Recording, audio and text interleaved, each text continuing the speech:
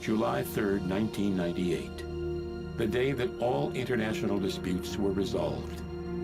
This day marked the beginning of true peace for the entire world, for people of all races. The four powers quickly formed anti-terrorist organizations and set out creating peacekeeping agencies to bring order and security on a global scale. The world unified to do everything in its power to eradicate all the weeds of evil and disorder. The international society, under the motto of protecting the world from international terrorism, ideology terrorism, and cyber terrorism, stopped all air transportation and closed every network station in a short span of 2 years to reduce the likelihood of terrorism. The world had changed. In the year 2002, a network of intercontinental expressways bridging the Atlantic Ocean opened, connecting the two major sides of the world. In the following year of 2003, the construction of a mass-scale distribution system began, and a man-made landmass as large as a city was built over an ocean. The use and research of nuclear energy was banned, and all radioactive waste and materials were disposed of at an energy disposal facility in the Gibsoft Islands, a remote set of islands off the coast of the Indian Ocean. Now, international eyes were on the elimination of the intercontinental missiles that posed the biggest threat to world peace. In order to eliminate these weapons of mass destruction, they were launched outside the Earth's atmosphere and intercepted by other missiles, exploding them on contact. People around the world watched these explosions light up the sky as if they were some kind of dazzling light show. These explosions, later known as the missile shows, became the symbol of world peace. The world was filled with hope. But a new threat was on the rise. At the signing ceremony of the UN's World Security Treaty in the year 2003, a new breed of terrorists who called themselves Smiling Faces attacked the ceremony. The devastating attack caught the international society by surprise and temporarily crippled key operations in the United Nations. That assault was aimed at nothing other than using terrorism to create terror. Fear spread throughout the nations like wildfire. There was nothing the police or the military could do to counter the Smiling Faces. The only ones who had any chance of stopping these Smiling Faces were the omniscient and almost godlike professional assassins. The key players behind the scenes of the four powers utilized their connections and called upon the group known as Killer8. Their only hope rested with them. Oh baby, that is some heavy shit. Please leave your message after the tone. Hello, Mr. Smith. The election is drawing near. Have you decided on your vote? If you haven't, please let the Republic Party make the most of your precious vote. Thank you and have a nice day. Precious vote? Yeah, right. I love that. I love how they call and they're just like, hey, you know what? If you don't want your vote, we'll put it towards a greater use. Anyway, here we are back with Killer8. We're in Garcian's trailer, which actually seems quite nice. But as we go around, I notice... that is a little unusual. Ooh. So we're going to have to come back here at the beginning of every new mission, and we're going to have to head into Harmon's room. Unfortunately, we can't see the source of this noise quite yet. But it may or may not be beyond this door. Or it may be in Harmon's room. We'll see.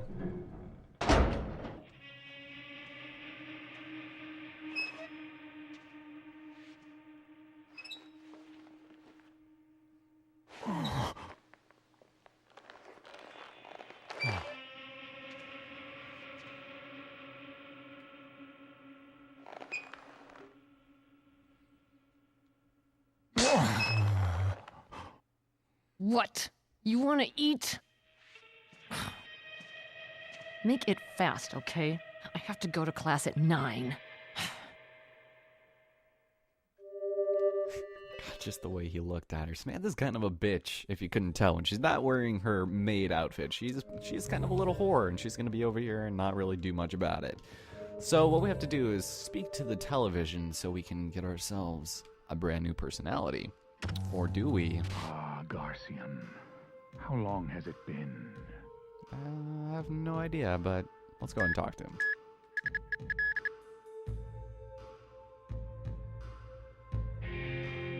The master is awake.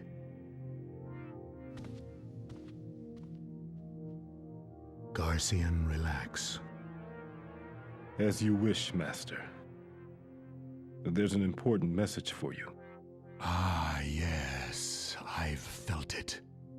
An old friend is trying to bring down a country. I will contact you. If there are visitors for me, call. As you wish. Samantha, the lights. As you wish, master.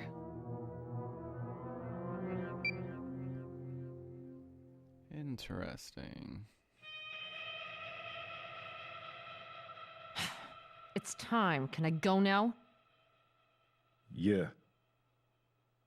Thanks. See you tomorrow, then. Thanks. Mwah. Wow. Well, that was a fairly interesting exchange, to say the least, but yeah, just get used to being debriefed in the beginning of each assignment. One of the things I really wish they'd improve on is the fact that they try and shove so much information into you through cutscenes in the beginning and end of the mission so that it isn't very balanced. So I apologize in advance if most of this video is just that. It'll happen a couple more times. But with that, I think we might be taking an interesting trip to DC. So let's just see through this nice little loading screen for this new cutscene. Yep. What do you know? It's the National Defense Sector, because we really need to know about that. Well, it's not entirely pointless.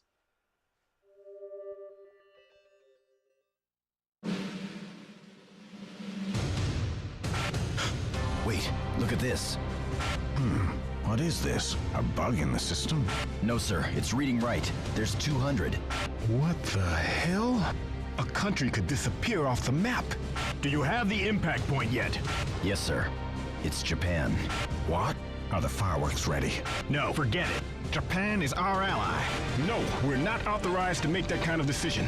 Forget authorization. We have to do something now or else. We can't just let it happen. Get the president on the line. This is an emergency call for the president. Mr. President, this is Spencer speaking, sir.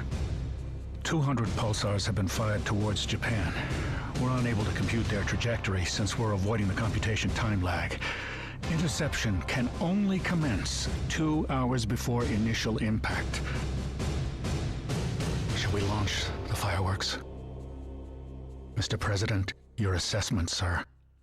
I have never seen that cutscene before, but it is so overblown out of proportion. It's hilarious. Oh my god. Pretty sure that's what they were going for, but as for these loading screens for cutscenes, I might cut some of these out later if I have nothing to talk about over them, because we're literally just going back and forth across America, back to Seattle to the overpass, I believe, to get some information from our informant, Mr. Christopher Mills, which, if you guys recall, we saw in the beginning of the game. But they weren't at an overpass there.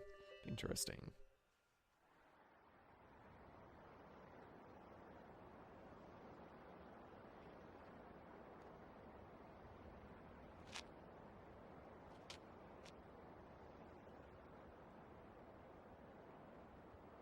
The missiles have been launched. Where are they headed? Japan.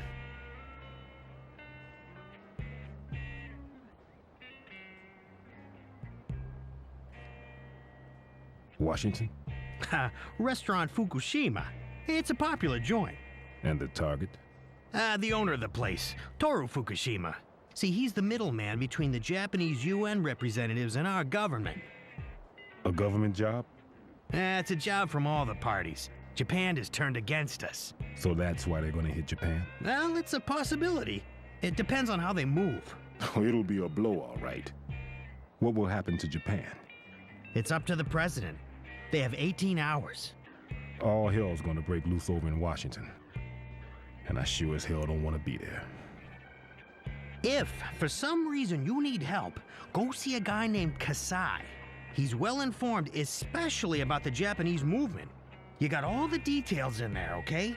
This time, the string puller is Fukushima. Now, the integrity and the true worth of Japan is at stake here.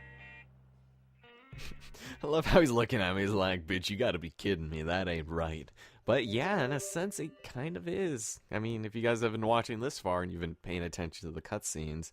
But as we get these transitions via loading screens, I don't even know. I think we should be going straight to the restaurant Fukushima, or Fukushima restaurant, which is over in DC once again, ladies and gentlemen. We're getting our Golden Pilot Award tonight. So, yes, Restaurant Fukushima.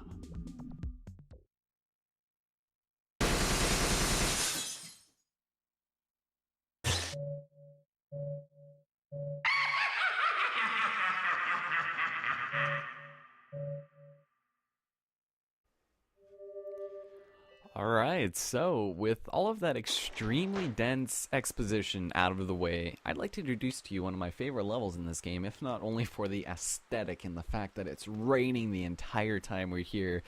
We're at the Fukushima restaurant, and this place is pretty interesting. A thing I like a lot about it is that we're introduced to Heaven Smiles, that while they're still extremely difficult, well, their weak points are not invisible. They're actually almost exactly the same to kill as the other ones. But, you know, of course, there has to be a little bit of a twist to it. So let's go talk to Iwazaru, our Mr. Speak No Evil. Apparently things are getting bad this time. Very bad, as opposed to just regular bad. So again, this is their nest. Kind of unfortunate. Sure, it looks like a sushi joint. Well, hey, that's probably because it is. But they've got terrible taste. The irony in a restaurant with terrible taste. I love it. The full course is pretty dynamite. I see what you did there, Mr. Iwazaru, in the name of Harmon indeed. So, I'm sorry that all those cutscenes took up a lot of time, but we might have to end it off here pretty soon. I don't know. It's kind of unfortunate, but this is a pretty short level. It's very straightforward and not really much else to do. So, with the camera in the tree changing us into... Oh, Mask Smith. Now these guys, let's hopefully take them out pretty quick here, because I feel like I was playing this earlier and they took a couple of hits to down. Like this guy right here is going to be a dick. See, look at this guy. Okay, god damn. Okay, so splash damage. Remember that, Mask does not do well with splash damage. Anyway, we've got ourselves a nice little rock here, just giant rock. So let's go deal with this. If you head off onto the other hallway there, and yeah, Mask, there's actually a Harmon's room, and we'll return there in just a moment to end off the level, but first...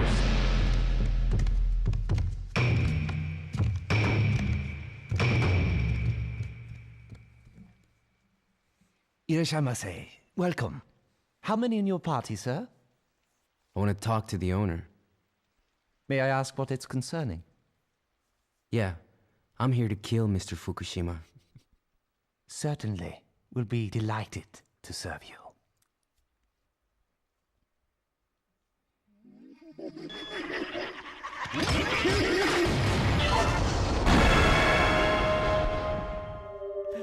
Oh man, I kind of love Mask just for that. He doesn't have very many scenes in this game, but what few he does, I think he dominates them. Anyway, we're gonna go ahead and switch off. Unfortunately, we can only be the 3 characters that I really don't like to be. I would rather be Dan, Kevin, and Khan over any of these people any day. So, to avoid further conflict, you know, get it, conflict, we're gonna go ahead and go with Harmon Smith, the tried and true main man that made all of this pretty much possible. I couldn't imagine going through this game without Harmon. He is literally a godsend. Also, we're going to need some blood here pretty soon because we actually have a bit of a mini puzzle coming up, and it's kind of annoying, and I hate that we have to do it with blood.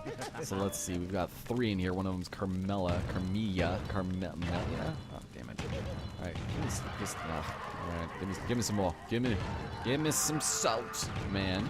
Alright, come on. Alright, this guy's gonna be really irritated. Oh, nice! I got him in the back of the head or something. That was nice. Alright, so let's go run forward a little. Now there's actually... Alright, right there. Oh, did she already run away? Yay, we got blood! Yeah, she already ran away. Unless... I didn't shoot her or anything. Oh, hey, it's Travis. And someone spawned right behind me. Okay, we don't have enough blood yet, so I'm gonna go kill this guy over here. And I'd really like there to be visible weak points in these, but that's okay if not, because, I don't know, this is just where they start spinning infinitely. And it's nice that they do here, because you need this to progress further. It's actually for our ring.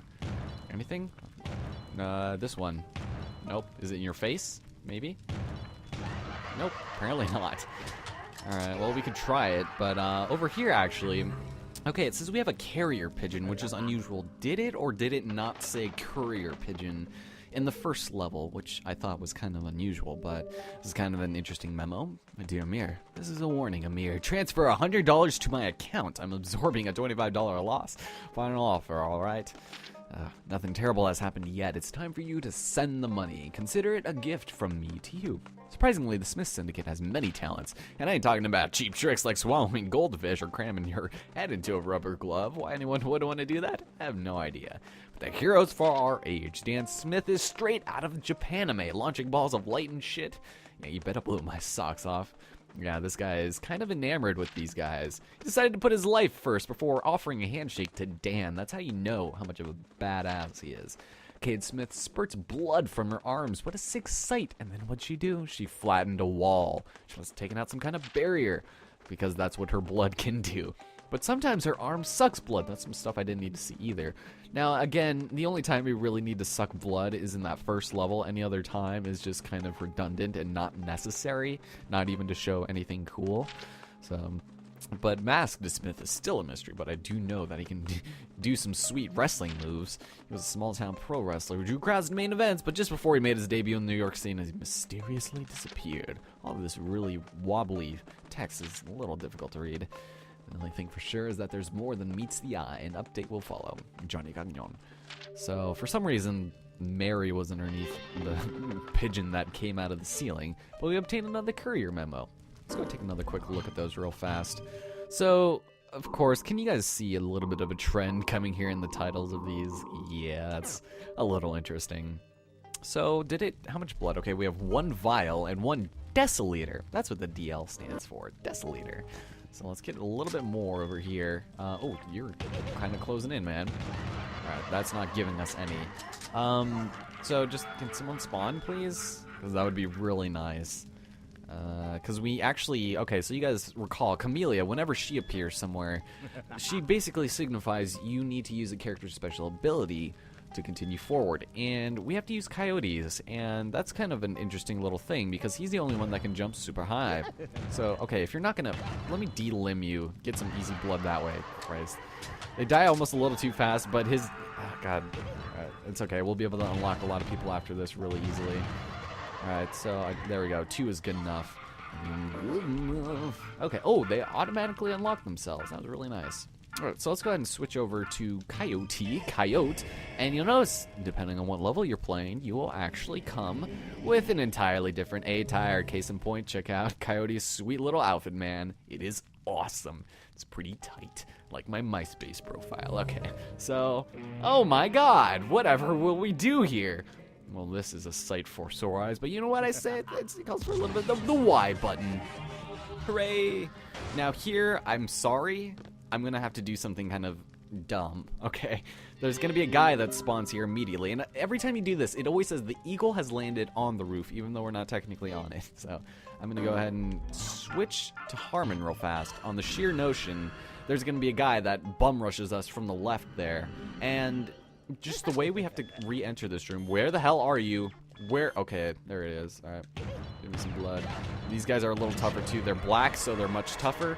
So be a little careful about that. When we enter back into the roof, he's going to be waiting literally right next to you, which is why you're going to be a little bit careful, and which is why I want to be Harmon Smith on the roof. Check it out, man.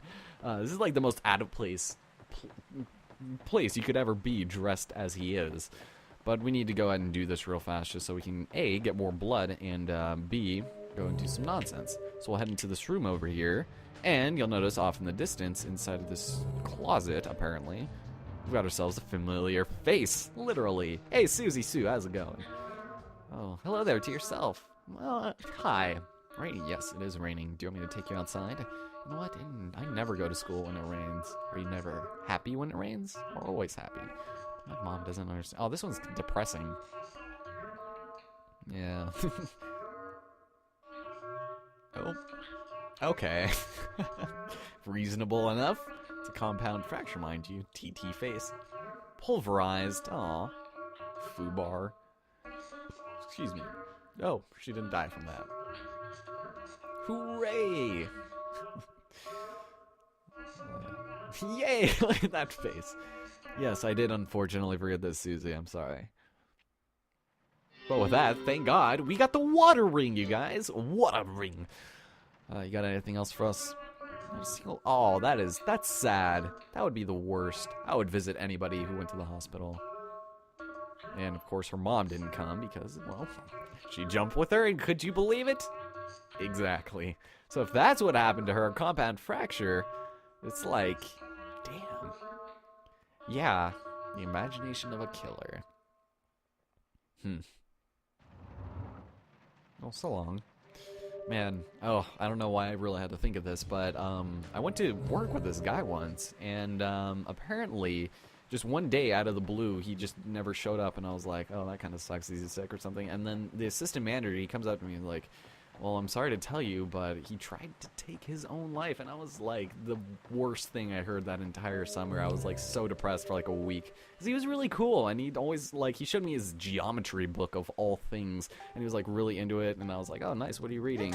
And so let's go and just go balls to the wall, thank you very much.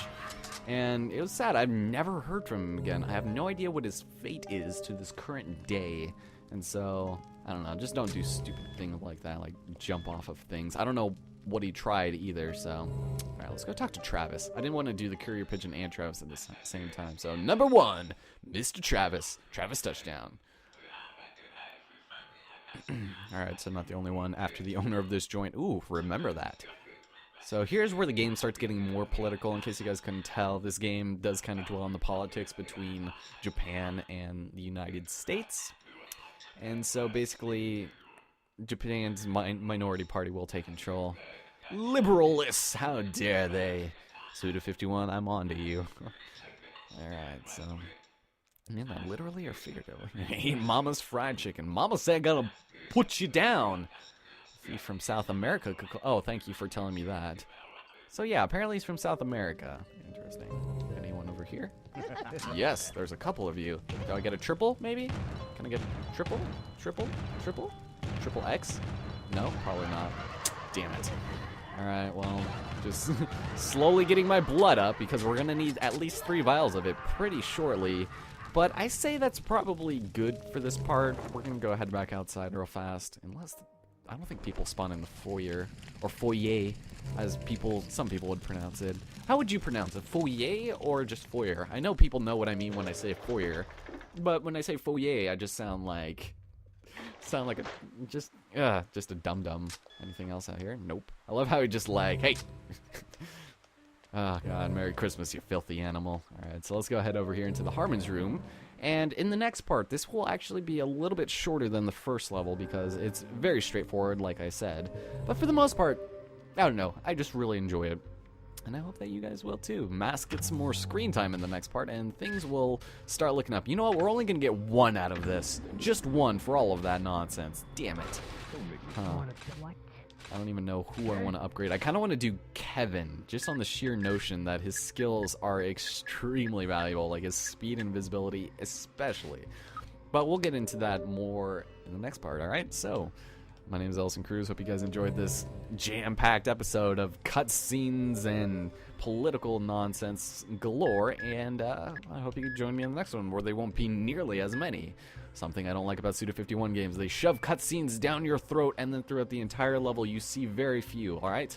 So, next time, you guys will see that, and tomorrow you actually see the first episode of this, so hooray! Alright, talk to you guys later.